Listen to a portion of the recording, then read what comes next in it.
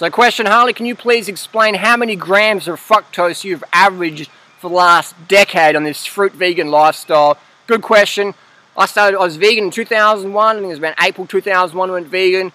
Read that book, Fit for Life, started eating more fruit, learned about more raw foods in 2002, really picked up the fruit consumption then, so I can objectively say most of my calories since around the 2001, 2002 have been from sweet sugary fruit. Not all my calories, most of my calories have been. 100% have been from vegan foods, most from fresh sugary fruits, dates, sultanas, figs, melons, bananas, apples, grapes, durians, jackfruit, champidak, rollinia, custard apples, anemoia, things like that. Sugary fruits, fresh or dried. How much fructose have I averaged? Well, you've got 2 dates is around 15 grams of fructose, roughly. So, do the math. I'm at least, let's say at least 300 grams of fructose a day, anywhere up to 600, 700 maybe each day, over a decade. Now, Mercola says that fruit's going to make you fat. All that fructose is going to make you fat. Well, I don't know, man. I don't know. I can't see much fat on my body. I don't do muscle building. I don't do sit-ups, man. I don't do sit-ups at all. I probably should do some sit-ups. Get off my ass. I'm lazy. I'm like, why do I have to do sit-ups? What do they do? You know? These guys say fructose makes you fat. I've eaten, you know, over 300 grams of fructose a day for over a decade now. My mum's obese. Mathematically, medically, clinically obese based on her body mass index. She's 30 kilos heavier than I am, a little bit shorter than I am. That's really sad. That's really sad. So it's not my genes to be this lean. This is diet, people. This is diet. And if you look at all the long-term fruitarians, fruit eaters, fruit heads, fruit addicts, 100% are slim. Regardless of their fitness levels, they're all slim. 100%. They're all slim. I know fruitarians who are as lean as me, but they can't even run a fucking 5K without stopping. They're not fit, but they're lean because they've been doing the lifestyle a long time.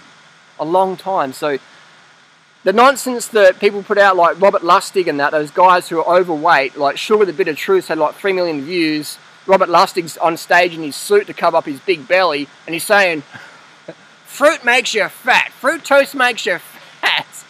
Here's the thing. Read a human physiology textbook. Does fructose require insulin to be metabolized? Does it? Why do all the long-term fruitarian people have such slim physiques? Does it have anything to do with low insulin levels? Low fasting insulin levels? Does it have anything to do with that?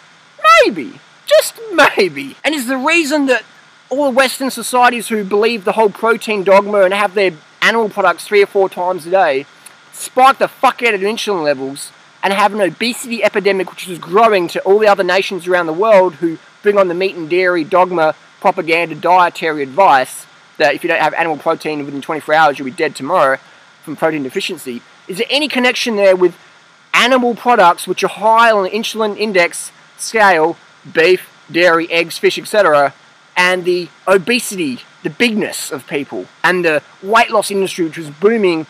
The meat industry is getting bigger, and the weight loss industry is getting bigger. Is there any connection there? Is there any connection there? Maybe. Maybe if you want to get big, you need to.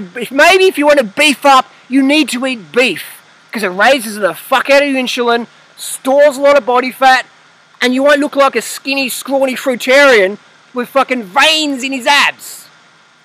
Fructose, my friends, keeps you lean as fuck. Yes, if you go to the Heart Attack Grill and have a burger with 3 ounces of fat, and you squeeze on some ketchup from Heinz, which has a gram of fructose in there, you might say, well, I've been eating a Heart Attack Grill for the last few years, and I'm morbidly obese, and yes, I watched Dr. Lustig's program on YouTube, and I agree, the 1 gram of fructose I eat is making me obese, and the 120 grams of animal fat I eat a day, that's very slimming. And that's what people are going to fucking buy into, because morons want to hear good things about their bad habits. And if you want to sell a book, if you want to get hits, if you want to market a product, tell people good things about their bad habits. Say, smoking, that's good for you. If you don't smoke, you'll start coughing, and that makes your lungs weak. If you don't eat animal products, and you're gonna lose too much weight. You're gonna get too lean, like those fruitarian people, those vegan fucking people. You won't have any fat on your arms left. What happens if you get caught in a plane crash and have to walk for 7 months? You won't have any fat left. True, I'll die first because my body fat's like 2%. But hey, do you want to be lean or do you want to be fat? If you want to be fat, load up on the animal products. If you want to be lean, load up on the carbohydrates, with fruit being the preference. White rice works fine, but fruit's more nutritionally packed and it tastes better in my opinion. But the starches are a great backup plan. And if we go to China, if we go to Africa, we look at cultures who've lived on starch as their staple, always slim. Always slim. So fruit or starch, you choose. Don't believe the bullshit about fructose. It's all a myth. Look at my blood tests. Look at my uric acid load. Look at my triglycerides. Look at my cholesterol. Look at my blood pressure. Look at my body fat levels. Look at my hemoglobin A1C levels. Look at my fasting blood sugar levels. Clinically, laboratory certified blood tests. Look them up. They're all on YouTube. You decide. Forge new beliefs based on your own personal conclusions. I recommend you do too. Thanks for watching.